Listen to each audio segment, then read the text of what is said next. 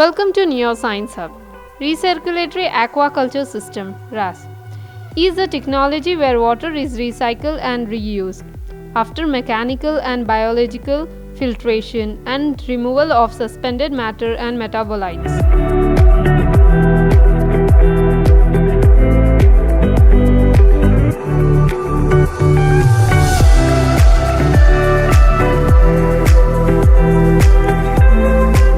This method is used for high-density culture of various species of fish, utilizing minimum land area and water.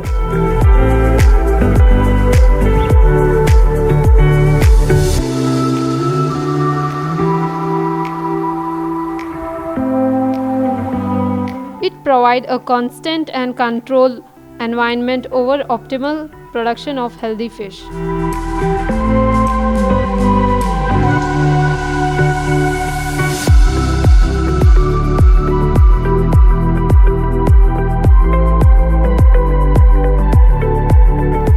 Today we are at Crevis Aqua Recirculating Aquaculture System, which is located in Hyderabad. It was started by Vishwanatha Raju.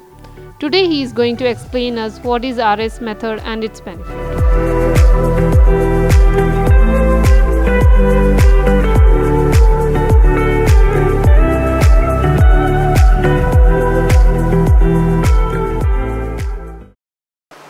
Welcome to Neoscience Hub.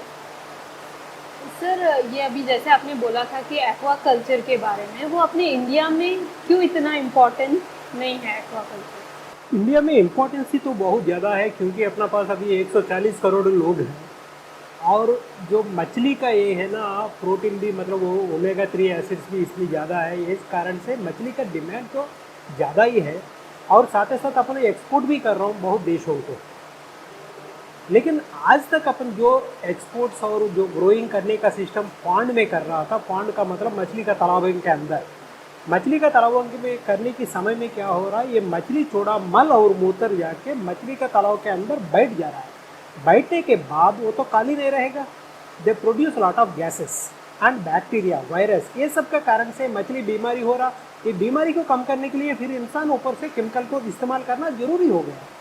ये चीज़ों से बाहर आने के लिए अभी रिसर्क्युलेटिंग aquaculture system का आवश्यकता है। तो सर, अभी आप देख सकते हो कि प्रेजेंट सिचुएशन में एक्वाकल्चर में बहुत सारे मेथड्स आए हैं, तो आप क्या उसके बारे में कुछ बता सकते हैं? या मेथड्स तो बहुत सारी कुछ है। जैसे सबसे पहले अपन जो तालाबों में करते थे, उसके बाद जैसा जहाँ पर अबिडेंट वाटर मतलब जितना चाहिए उससे भी ज़्यादा पानी जहाँ मिल रहा वहाँ पर रेस मतलब एक तरफ से नया पानी को छोड़ते वक्त दूसरी तरफ से बुरी पानी को हटा के करने वाला को रेस कहा जाता है। लेकिन इतना पानी की अवेलेबिलिटी मिलना मुश्किल, बहुत कम एरिया में होता है। और उसके साथ ही साथ जैसा कि केज कल्चर, नहीं तो अपना बायोफ्लाक, ऐसा बहुत सारी कुछ टेक्नोलॉजीज आया था। लेकिन हर एक टेक्नोलॉजी में अगर देखें तो फार्मिंग का मतलब यही होता है कि एक जगह में ज़्यादा एनिमल को रख के रहने वाला काम को ही अपन फार्मिंग कहा जाता है। तो ये फार्मिंग करने के समय में क्या है कि अगर आपने गाय बैल का, नहीं तो अपना जो मुर्गी का कोई भी फार्मिंग कर रहा है तो उसका मल और मूत्र दोनों को हटाने की कोशिश हर एक जगह में अपन कर रहा हूँ। डेयरी फार्म में अगर एक दिन साफ सफाई नहीं करे तो पूरा गंदा आ जाएंगे और बीमारी हो जाएंगे। अगर आपने देखे तो शीप और गोट का फार्मिंग में भी अगर उसका मल उनके पास कड़ा है तो उनका गिटल में जाके उससे भी जो बीमारी होने की संभावना बहुत ज़्यादा है, इसलिए साफ सफाई बराबर कर रहा हूँ। लेकिन मछली के तालाब में इंसान का सोच ये है कि मछली अपना मल और मूत्र पानी में उतर रहा तो उसको निकालेंगे कैसे। और बात ये भी है कि समुद्र में या नदियों में वो अपना मल और मूत्र पानी में ही छोड़ रहा, वहाँ से कुछ भी नहीं निकाल रहा हूँ अपन। लेकिन एक बात समझना, जैसा नदियों में समुद्र में वो छोड़ा हुआ मल और मूत्र को कंज्यूम करने के लिए और बहुत सारा जीव वहाँ पर जी रहा। फॉर एग्जाम्पल, अपना मानव मल को खाने वाली मुर्गी तंदुरुस्त रहता और मुर्गी का मल खाने वाला मछली भी तंदुरुस्त रहता। ऐसा मतलब एक का मल दूसरे को खाना होता है, इट्स ए नेचर। ये समुद्र में या नदियों में हो रहा, लेकिन अपना तालाबों में ये होने की चांस नहीं है। तो इस कारण से सारी मल जाके नीचे बैठ के वहाँ से डिकम्पोज होके बहुत सारा बैक्टीरिया वायरस को जनरेट कर रहा है, तो इससे ही प्रॉब्लम आ रहा। तो ये सबसे बाहर आने के लिए जो कोशिश शुरू हुआ वही आज अपन बात करने वाला RAS RAS का मतलब ये होता है कि रीसर्कुलेटिंग एक्वाकल्चर सिस्टम। यहाँ अपन देख रहा जैसे छोटा छोटा तालाब है, राउंड वाला तालाब है, ये तालाब के अंदर अल्ट्रा हाई डेंसिटी मछली की फार्मिंग चल रहा। हर क्यूबिक मीटर के अंदर मतलब हर 1000 लीटर पानी में 50 किलो की मछली ग्रोइंग हो रहा। तो इससे क्या है कि मल और मूत्र बहुत ज़्यादा उत्पन्न हो रहा है। ये सारी मल और मूत्र को अपना जो ड्रम फिल्टर, बायो फिल्टर, जो अपना यूवी, ओजोन, ये सारी फिल्टर्स का सहायता लेते वक्त यहाँ से मल और मूत्र और जो भी बैक्टीरिया, वायरस सबको हटाने की मौका मिल रहा है। इसीलिए अल्ट्रा हाई डेंसिटी कर रहा हूँ और साथ ही साथ ये छत का अंदर इसका फार्मिंग कर रहा हूँ। छत का अंदर जब कर रहा है तो we can maintain the temperatures, क्योंकि स्पेशली मछली, नॉट ओनली मछली, एनी एक्वाटिक एनिमल, मतलब पानी में जीने वाला हर जीव it's a cold blooded animal. इस कारण से जो ट्रेडिशनल वेदर में पानी का टेम्परेचर को अपन रोक नहीं सकते, नेचर में डिपेंड होते रहता है, लेकिन यहाँ पर क्या है कि अपन टेम्परेचर को भी कंट्रोल कर रहा है। इससे बहुत बढ़िया एनवायरनमेंट क्रिएट करके वहाँ ग्रो होने के लिए मदद देता RAS। सर जैसे कि आपने रास मेथड के बारे में बताया, ये मेथड के थ्रू हम लोग कितने वैरायटी मछली ग्रो कर सकते हैं? इसमें एनी एक्वाटिक एनिमल मतलब पानी में जीने वाला हर जानवर को इसमें अल्ट्रा हाई डेंसिटी मतलब मामूली तालाब में करने से 100 गुना ज़्यादा डेंसिटी से कल्टिवेट कर सकते और हर एक मछली को कर सकते। लेकिन जो IMCs is called Indian major carps, इसको इसमें करने से क्या है कि आपको ग्रोथ बराबर नहीं मिलेंगे, क्योंकि अल्ट्रा हाई डेंसिटी में इसका ग्रोथ नहीं मिलेंगे, स्टंटेड ग्रोथ आ जाएगी। जैसा रोहू, कतला, मुर्गाला जिसको बोलता है वो इसमें सूटेबल नहीं है with my experience. But remaining lot of varieties looks like a sea bass, उसी को अपन हिंदी में बेटकी बोलते हैं। बेटकी मछली बहुत आराम से कर सकते हैं और उसके साथ ही साथ अगर इसमें देख के गए तो फंगस, तिलापिया, देसी कोई, मागुर, पाबदा, शिंगी, टिंगरा, ऐसा मतलब बोलते गए तो मैरीन वेराइटीज़ में आपको जैसा सीबास से लेके, ग्रुपर से लेके, कोबिया से लेके बोलते गए तो हर एक मछली को इसके अंदर अल्ट्रा हाई डेंसिटी से अपन फार्मिंग कर सकते हैं। लेकिन मेजर एडवांटेज क्या है RAS में, इसमें we don't need of the any chemical. Why? Because prevention is better than cure. जैसे चोट लगने के बाद दवा लगाने से अच्छा चोट लगने का पहले ना लगे जैसा रक्षण लेना बहुत जरूरी है। ये रक्षण ये RAS में जुड़ा हुआ है। इस कारण से इसके अंदर कोई रसायन का जरूरत नहीं है। और साथ ही साथ मेरा मछली को मैं एक वादा दे रहा हूँ, तेरे को जो चाहिए उसको रखता हूँ, जो नहीं चाहिए बोले तो अमोनिया, नाइट्रेट, नाइट्राइट, ये सबको ठीक ढंग से यहाँ से हटा दे रहा हूँ। टाइमली खाना दे रहा हूँ, जो टेम्परेचर चाहिए उसको प्रोवाइड कर रहा हूँ। जैसा कि जितना एयरेशन चाहिए, मतलब हर एक मछली का एयरेशन रिक्वायरमेंट्स इज डिफरेंट रहता। जैसा अभी अपना air breather fishes like a मागुर, पाबदा, सिंगी, देसी कोई, नहीं तो ये वेराइटी सबको क्या है कि पानी में हवा है तो भी नहीं तो भी आराम से ग्रो होते रहेंगे। इसके लिए DO level requirements we can maintain the 3 it's enough. अगर वो नहीं अपन बेटकी जैसा मछली करना है तो पानी के अंदर DO लेवल कम से कम 5 से 6 मेंटेन करना पड़ेंगे। अभी हम लोग को नया स्टार्ट किया जो रेनबो ट्राउट। ये रेनबो ट्राउट जो है ठंडी मौसम का मतलब ठंडी पानी में जीने वाला मछली, इसके लिए कम से कम आपको 8 to 10 DO मेंटेन करना। उसको करने के लिए ऑक्सीजन जनरेटर्स लगा रहा हूँ। मतलब किस तरीके का मछली अपन इसमें फार्मिंग कर रहा हूँ, उसको जो चाहिए वो सबको पहले ही इसमें सारी अरेंजमेंट्स करके रखने के बाद उसको जो चाहिए वो दे रहा है, तो अपन को जो चाहिए वो देने के लिए कभी भी तैयार है। तो जैसे आपने रास सिस्टम के बारे में आपने बताया कि हम लोग ये मेथड के थ्रू हम लोग बहुत सारे मछली ग्रो कर सकते हैं, डिफरेंट वैरायटीज। क्या वाकई में वो तेलंगाना में प्रैक्टिस करते हैं या आंध्रा में भी? ये मैंने 10 साल पहले यहाँ पर पहले बार RAS सिस्टम स्टार्ट किया था। उस समय में बहुत सारे लोग RAS का नाम भी नहीं सुना, लेकिन आज मेरे क्षेत्र देखने के लिए देश भर मोर देन 1 लाख पीपल आके गया था। आने के बाद ऐसा नहीं कि मैं एक ही जो जानकारी आदमी हूँ, ऐसा कुछ भी नहीं है। बहुत सारी मेरे से बढ़कर बहुत बड़ा साइंटिस्ट है। ये सब भी आने के बाद मतलब एक बार ऐसा कर सकते हैं करके एक आइडिया मिलने के बाद उसको इम्प्लीमेंट करके भी कर रहा। Not only Telangana, not only Andhra Pradesh, Bharat में आज लगभग 5000 लोग ये RAS सिस्टम ग्रो कर रहा। ये अंदाज़ा एक नंबर बता रहा हूँ। सर जैसे कि आपने RAS सिस्टम के बारे में आपने बात किया है, तो ये आपको आइडिया कब स्ट्राइक हुआ कि मैन पावर हम लोग को रिड्यूस करना चाहिए करके? या basically I am a horticulture farmer. जैसा कि मैं 2000 में यहाँ पर स्टार्ट किया था एज ए अंगूर का किसान। अंगूर करते करते जैसा मौसम का जो बदली अदली होने के बाद जैसा हैदराबाद में अंगूर करना मुश्किल हो गया, होने के बाद उस अंगूर को छोड़ के उसके बाद आके साग सब्जी का पालन शुरू किया। साग सब्जी करते वक्त मैंने कुछ इनोवेशंस किया था, जैसा इजी प्लांटर, जैसा कोई भी पौधे को खड़ा होके ही मिट्टी में बिठाने वाला एक छोटा सा हैंड टूल, ऐसे ही एक डीप टेलीफोनिक मेथड, जैसा टमाटर को भी 8 फुट ऊंचा तक बढ़ाने का या मिर्ची को भी 8 फुट ऊंचा तक बढ़ाने का एक नया टेक्नोलॉजी।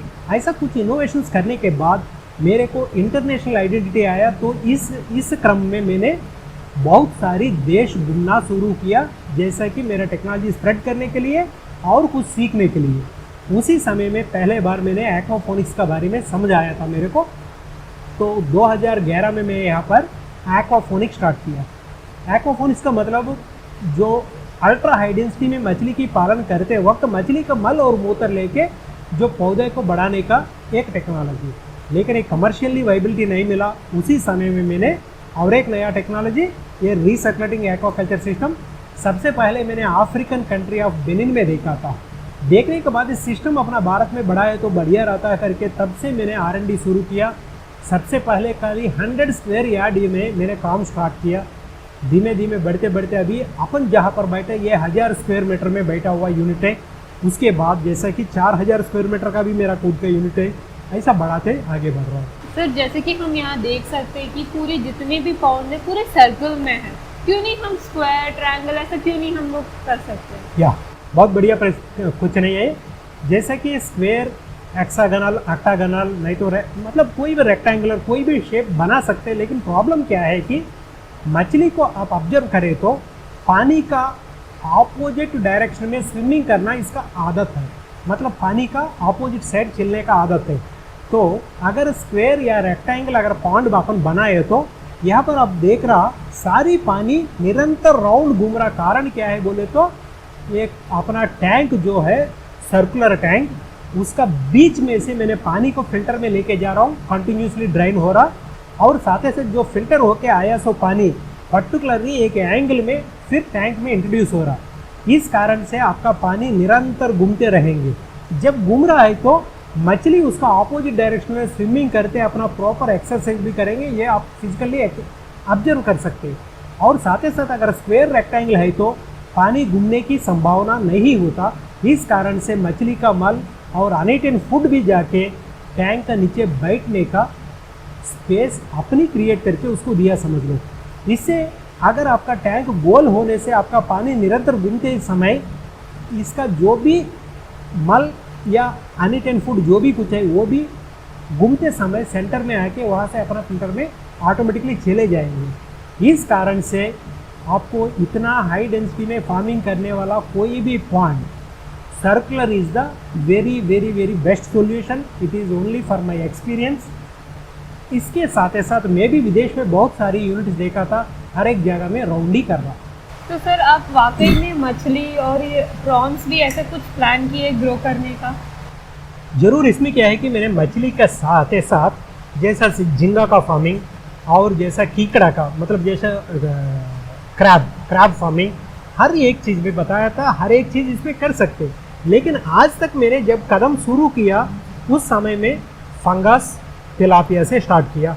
उसके बाद मैंने इसमें रूपचंदानी करना शुरू किया। उसके बाद में आके जैसा और नेटिव कैटफिशेस का मतलब ये है कि मागुर, पाबदा, सिंगी, टिंगरा जैसा ये सारी मछलियाँ करना शुरू किया। और अब हमने जो सी बॉस जो बेटकी जिसको बोला, नहीं तो बारामुंडी इंटरनेशनली फेमस नेम, ये बारामुंडी करते वक्त अभी हम लोग को जो cold water fish, it is a rainbow trout. ये रेनबो ट्राउट नाम आने की कारण क्या है कि मछली का बदन का ऊपर में रेनबो जैसा कलर रहता और साथ ही साथ इसका मीट जो है मछली का पिंक कलर में रहता है। इसमें मेडिसिनल वैल्यू ज़्यादा होने के कारण से इंटरनेशनल मार्केट में बहुत बड़ा डिमांड है। और इसका रेट भी अगर देखें तो अपन दिल्ली मार्केट में 1500 से लेके 2000 तक 1 किलो बिका जाता है। इस मछली को भी हमने हैदराबाद में स्टार्ट किया, भी बड़ा प्रोजेक्ट। तो सर आप मछली को कितना फीड देते हैं? कुछ रेशियो कुछ है क्या मछली को फीड देने के लिए? इसका सच में क्या है कि बहुत सारी कुछ एनालिसिस और इसका लिटरेचर भी है, जैसा कि मछली का बचपन में इसका बॉडी वेट में से 10% ऑफ द फीड, मतलब अगर आपका बायोमास 1 किलो है तो 100 ग्राम का दाना देना पड़ेगा। कब आपका मछली का बच्चा छोटा है तो, लेकिन वो बढ़ते बढ़ते वो परसेंटेज क्या है बदलते जाएंगे, कभी 6%, कभी 5%, कभी 1% भी। ये सब कैलकुलेशन करना इतना आसान नहीं है। अपना तालाब के अंदर कौन सा मछली है, कितना साइज का है, ये सब फाइंड आउट करना इतना आसान नहीं है। इससे हमारा फिलॉसफी क्या है कि अपन तो देते कैसा भी फ्लोटिंग पेलेट्स, मतलब पानी में उबलते रहने वाला पेलेट्स दे रहा हूँ। तो इसको आपने खाना देने के बाद 5 मिनट के अंदर सारी खाना खत्म हो गया तो इसका मतलब उसको खाना बराबर नहीं हो रहा और थोड़ा बढ़ाते जाओ ना। अगर आपने खाना देने के बाद 15 मिनट के बाद भी कुछ खाना ऊपर में बचा हुआ तो आपका खाना थोड़ा ज़्यादा हो रहा, ये ज़्यादा होने के कारण से थोड़ा कम करो। इसको मैंने बोलता है कि 5-15 फार्मूला। अभी देखो इसमें क्या है कि अपन देने वाला फीड पूरा जो है ना, ये फ्लोटिंग पेलेट्स कहा जाता है इसका। अभी देखे तो इसमें मछली है कि नहीं अपन को मालूम नहीं, लेकिन एक बार खाना देने के बाद कितना मछली ऊपर आके कैसा खाना खा रहा। सर आप दिन में कितने बार उसको फीड देते हो, लाइक सुबह शाम ऐसा?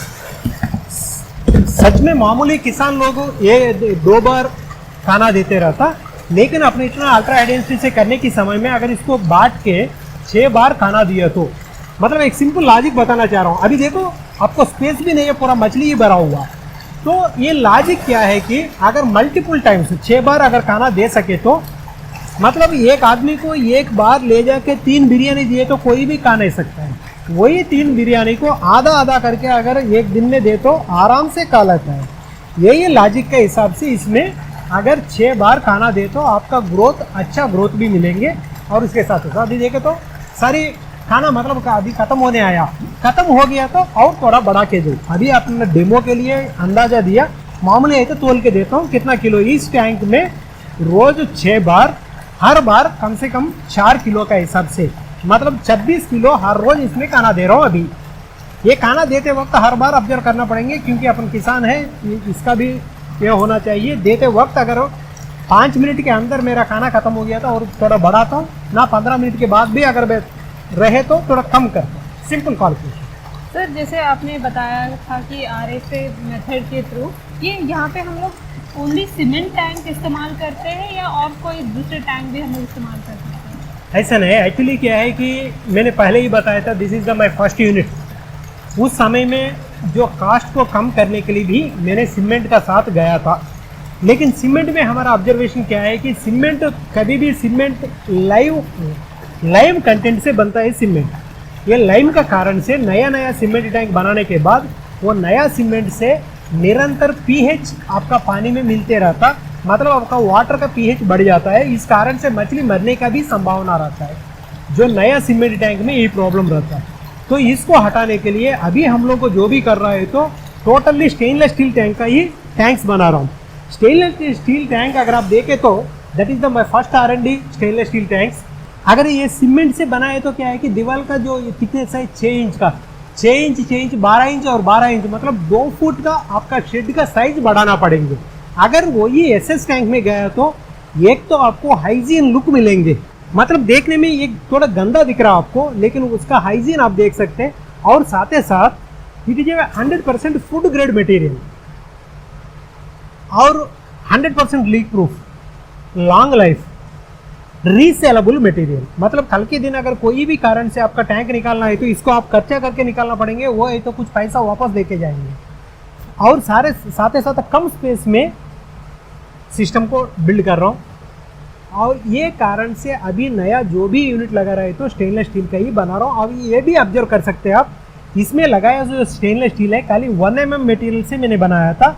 इस कारण से आपका सीमेंट टैंक से कंपेयर करें तो ऑलमोस्ट सिमिलर प्राइस, नहीं तो 10 to 20% extra price, but is very happy and best option of the cement SS tanks. Sir जैसे कि आपने ये सीमेंट टैंक का, यूजुअली इसका डेप्थ कितना होगा? यूजुअली आपने किस मछली की फार्मिंग कर रहा है इस हिसाब से डेप्थ डिपेंड होता है। अभी क्या है कि अपन जो कर रहा फंगस या तिलापिया नहीं तो रूपचंदानी, ये सब मछली के लिए आपका टैंक का डेप्थ 1.5 मीटर, 1.5 मीटर में ये बहुत आराम से आसान से चलते रहता है। जो एयर ब्रीथर फिशेस जो बोलते हैं अपन, जैसा मागुर, पाबदा, सिंगी, टिंगरा, ऐसा मछली क्या है कि बार बार पानी का अंदर से बाहर आके बाहर वाला हवा खा के फिर अंदर जाता है, क्योंकि अपना जैसे ही उसको भी जैसा ये रहता है। इस कारण से क्या है कि ऑक्सीजन बाहर का हवा को खाते रहता है। इसके लिए वो जो एयर ब्रीथर फिशेस के लिए खाली 1 मीटर से ज़्यादा आपका टैंक का डेप्थ नहीं रखता। ना कोई मेरीन वेराइटी जैसा कि सीबास, कोबिया, ग्रुपर, पैम्पानो, ऐसा वेराइटी अगर करना है तो आपका टैंक का डेप्थ मे बी 2 मीटर और 2.5 मीटर इट इज़ आल्सो, क्योंकि वो समुद्र का अंदर जीने वाला, उसका वाटर डेप्थ ज़्यादा हुआ तो भी प्रॉब्लम नहीं। कौन सा मछली की फार्मिंग कर रहा हूँ उस हिसाब से टैंक का डेप्थ को मेंटेन करना पड़ता है। Regular variety of fungus, tilapia अगर कर रहा है तो आपका टैंक का डेप्थ 1.5 मीटर। ना अगर कुछ ऐसा एयर ब्रीथिंग वेराइटीज मागुर, पाबदा, सिंगी, देसी को या ऐसा मछली अगर कर रहा है तो आपका वाटर डेप्थ मैक्सिमम 0.8 मीटर, इसका और टैंक डेप्थ इज 1 मीटर। ना कोई समुद्र का मछली बोले तो जैसा कि सीबास, ग्रुपर, कोबिया, पाम्पानो, ऐसा मछली अगर करना है तो आपका टैंक का डेप्थ 2 to 2.5 मीटर मेंटेन कर सकते हैं। कभी भी मछली के हिसाब से अपन टैंक बनाएंगे, अपना हिसाब से मछली नहीं जिलेंगे। सर फिर आप ये जैसे कि ये मेथड में आप तो टेम्परेचर कैसे मेंटेन करते हो? इसके लिए टेम्परेचर रेगुलेटर्स है अपने पास, जैसा कि वाटर हीटर्स भी है, चिल्लर्स भी है। अभी हम लोग को हैदराबाद में जहाँ पर रेनबो ट्राउट का फार्मिंग कर रहा हूँ वहाँ पर वाटर चिल्लर्स लगा के साल भर एक ही टेम्परेचर, मतलब जैसा कि 12 से लेके 14 डिग्री के अंदर टेम्परेचर मेंटेन करते फार्मिंग कर रहा हूँ। बहुत बढ़िया से मछली का ग्रोथ आ रहा। अभी रेनबो ट्राउट के बारे में अगर बात करें तो ये अपना भारत में 1 किलो बढ़ने के लिए लगभग 2 साल का समय ले रहा, लेकिन क्योंकि कश्मीर में भी आपको प्रॉपर टेम्परेचर नहीं रहेंगे, कुछ समय में 5-6 डिग्री मिल जाएंगे, कुछ समय में 20-25 डिग्री भी आ जाएंगे। इसीलिए अपना शेड के अंदर साल भर एक ही टेम्परेचर जब मेंटेन करना है तो इसका ग्रोथ भी बढ़िया से आ रहा और जल्दी अपन को हार्वेस्ट भी मिल रहा। सर जैसे यहाँ पे पूरे टैंक में एक ही साइज की मछली है या टैंक में आप डिफरेंट साइज को लाइक सेपरेट करके लगाते हो? ना, हमारा RAS में क्या है कि हर टैंक एक बार कभी हार्वेस्ट नहीं करते। इसमें 12 टैंक बड़ा हुआ, हमारा प्लानिंग भी ऐसे रहता है कि हर 20 दिन में एक टैंक को हार्वेस्ट करे जैसा। इसका मतलब हर 20 दिन में एक टैंक में मछली को मैं डालते रहता हूँ और जिस टैंक में डालना चाह रहा हूँ उस टैंक को खाली करने के बाद, तो इस हिसाब से हमारा प्लानिंग रखना पड़ेंगे, क्योंकि पुराना जूना मॉडल होने के कारण से। अभी नया मॉडल्स में क्या है कि वैसा कोई ज़रूरत नहीं है। छोटा मछली के लिए छोटा टैंक, बड़ा मछली के लिए बड़ा टैंक, यहाँ से वहाँ शिफ्ट करने का जो नया टेक्नोलॉजी पूरा अडॉप्ट करके रखा है उसको। सर जैसे कि ये टैंक में मछलियाँ हम देख सकते हैं, तो यहाँ पे ये कितने महीनों के मछली है? इसमें है 1 महीना के भी है। आप देख रहे हैं एक टैंक में बड़ा है, एक टैंक में छोटा है। कारण क्या है कि जो पहले डाला हुआ मछली वो बड़ा होकर अभी हार्वेस्टिंग भी चल रहा, जो नया जो खाली हुआ वो टैंक में नया मछली को डाला। इसमें छोटा बड़ा दोनों अलग अलग है। सर फिर अब जब हार्वेस्टिंग के बारे में जब आप बात कर रहे हो तो यहाँ पे आप कैसे उसको हार्वेस्टिंग का प्रोसेस किस वे में यहाँ पे करते हो? यहाँ तो मैन्युअली ही करना पड़ेंगे, जैसा कि एक नेट डाल के, नहीं तो आपका कैसा भी एक टैंक से हार्वेस्ट कर रहा हूँ। अभी नया टेक्नोलॉजी में ऑटो हार्वेस्ट करने का भी मौका जो प्रोवाइड करके दे दिया था। ये तो 10 साल पहले बना हुआ है, इसमें इसलिए पुराना मॉडल से ही है। इसमें मैन्युअली हार्वेस्ट कर रहा है। सर आपको क्या कहना चाहते हो अभी के युवाओं को? ज़्यादा फार्मिंग के बारे में जब हम बताते हैं, किसान के बारे में ऐसे एग्रीकल्चर करो, तो बहुत लोग ड्रॉबैक्स पीछे चले जाते हैं, तो आप उनको क्या एक छोटा सा टिप्पणी क्या देना चाहते हो? या जरूर। अभी जो RAS का बारे में अपना भारत में एक बुरी ओपिनियन है, एक बैड ओपिनियन भी है। जैसे कि RAS is not success. RAS ज़्यादा इन्वेस्टमेंट का साथ है। RAS में आपका आमदनी बहुत कम मिलेंगे। ये ऐसा बहुत सारी लोगों का बैड ओपिनियन भी है। हमारी जैसा किसान का पास गुड ओपिनियन भी है। जैसा कि अगर RAS initial investment definitely high दिखते रहता, लेकिन कम। कैसा बोले तो 1 एकड़ में अगर RAS करना बोले तो आज का मामला में लगभग 10 करोड़ रुपए का इन्वेस्टमेंट करना पड़ेगा। 10 करोड़ मामूली बात नहीं है एक किसान के लिए। लेकिन 1 एकड़ में करने की क्या ज़रूरत है आपको? 1000 स्क्वायर मीटर में करो, नहीं तो 500 स्क्वायर मीटर में करो, 300 स्क्वायर मीटर में करो, लेकिन 1 एकड़ में करना है तो 1 एकड़ से आपको 360 टन हर साल प्रोडक्शन आ रहा। यही 360 टन आपका प्रोडक्शन कैपेसिटी अगर करना है तो मामूली तालाब में 100 एकड़ की तालाब की ज़रूरत है। 100 एकड़ में करना बोले तो आपका इन्वेस्टमेंट तो 10 करोड़ तो हो ही जाएंगे। और इसमें बहुत कम एरिया में, अभी देखें तो मिनिमम साइज एक 300 स्क्वायर मीटर एरिया में हर महीना 2 टन मतलब साल में 24 टन प्रोडक्शन लेने का एक बहुत आसान मेथड है। और ज़्यादा से फेल्यूर के कारण क्या है कि इसको समझ के करना पड़ेगा। मतलब इसका टैन कैलकुलेशंस क्या होता है? टैन कैलकुलेशन का मतलब टोटल अमोनिया नाइट्रेट कैलकुलेशंस। मतलब ये कैलकुलेशंस आपने कौन सा मछली की फार्मिंग कर रहा, उस मछली को कौन सा खाना दिला रहा, वो खाना के अंदर कितना प्रोटीन बढ़ा हुआ, ये प्रोटीन से प्रोड्यूस होने वाला अमोनिया कितना है, इस अमोनिया को कन्वर्ट करना बोले तो आपका बैक्टीरिया का ज़रूरत कितना है, ये बैक्टीरिया बैठने का जगह कैसा डिज़ाइन करना, मतलब ये सब समझ के हर एक मछली का रिक्वायरमेंट अलग रहता, उस हिसाब से प्रॉपर डिज़ाइन करे तो इसमें फेल्यूर की संभावना नहीं है ना। मैं वहाँ पर देखा था राजू का पास, उन्हें 50 स्क्वायर मीटर एरिया में बायोफिल्टर बनाया, इसीलिए उसमें मैं 25 स्क्वायर मीटर में लगा के उससे आधा का साइज़ का प्रोजेक्ट लगाऊंगे। ऐसा अंदाजा कैलकुलेशन करना ठीक नहीं है। आपका कैलकुलेशन और डिज़ाइन अगर परफेक्ट है तो इसमें फेल्यूर होने की संभावना नहीं है। सर जैसे कि आपने ये पूरा सिस्टम के बारे में आपने समझा दिया, तो सबको एक छोटा सा क्वेश्चन तो ज़रूर उनके दिमाग में घूमता रहेगा कि ये जो हम लोग मछली पकड़ते हैं कॉट फिश एंड जो अभी फार्म फिश रहता है, तो टेस्ट कौन सा अच्छा रहता है? मामूली तालाब में अगर मछली की फार्मिंग कर रहा है तो इसका पहले जो बोला था, इसका एक्सक्रीटा एंड अनएटेन फूड वही तालाब के अंदर रहने के कारण से वहाँ पोल्यूशन प्रोड्यूस हो रहा। इस कारण से ये आप ये भी जानता है कि जैसा तालाब का मछली से जो नदियों का मछली टेस्ट रहता, कारण क्या है कि तालाब में पोल्यूशन ज़्यादा है, नदियों में पोल्यूशन कम है। लेकिन जैसा नदियों का मछली से समुद्र का मछली और भी बढ़िया टेस्ट रहता, कारण क्या है कि समुद्र में पोल्यूशन का percentage very very very minor. ये पुराना दिनों की बात, लेकिन आज की बात अपना समुद्र भी पोल्यूशन हो रहा, क्योंकि कुछ देश को समुद्री डस्टबिन बन गया। समुद्र का अंदर भी बहुत प्लास्टिक वेस्ट है, बहुत कुछ रसायन का खाद जाते जाते मतलब वो भी पोल्यूशन होना शुरू हुआ। लेकिन खाली RAS के अंदर पोल्यूशन फ्री कल्टीवेशन कर रहा हूँ। कारण क्या है कि इसमें कभी भी वही पानी को निरंतर हर रोज़ 26 घंटा ये सारी पानी को शुद्ध करके अच्छा एनवायरनमेंट में इसमें ग्रो कर रहा हूँ, इसीलिए इसका टेस्ट बहुत बढ़िया है।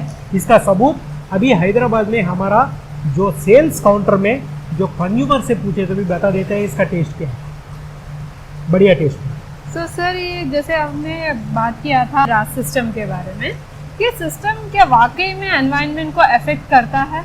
ये डेफिनेटली इसके अंदर मामूली क्या है कि आपको कभी भी, इसका पहले भी बोला था मैंने, गाय भैंस का फार्मिंग करते वक्त वहाँ का गोबर निकालना बहुत ज़रूरी है। अगर मामूली ट्रेडिशनल पॉन्ड्स में ये गोबर निकालने का कोई मौका नहीं है, यहाँ पर गोबर को मैं प्रॉपरली बाहर निकाल के उसको एक प्रॉपर ढंग से इस्तेमाल कर रहा हूँ, उसको जैसा इसमें से बायोगैस को भी प्रोड्यूस कर रहा हूँ। नहीं तो एक्वा जैसा हमारा जैसा किसान है तो अपना खेत में लेके जा रहा है गोबर को, तो इससे क्या है कि कोई भी एनवायरमेंट प्रॉब्लम नहीं है, जैसा नेचुरली फार्मिंग चल रहा है इसके अंदर। सर जैसे कि आपको 22 साल का एक्सपीरियंस है इसमें, तो आपका ऐसा कुछ ना कुछ बेस्ट मोमेंट रहेगा जो वो आपको वाकई में आप भूल नहीं सकते हो, ऐसा कुछ मोमेंट आपका?